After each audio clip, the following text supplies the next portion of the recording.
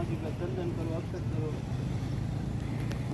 નમો ગુરુભ્યો ગુરુપાદુકાભ્ય નમઃ પરેભ્ય પર. તમારા દર્શનની જરૂર હતી. મારો યજ્ઞ તમારા વગર ન થાય. આ બધા આશીર્વાદ આપો.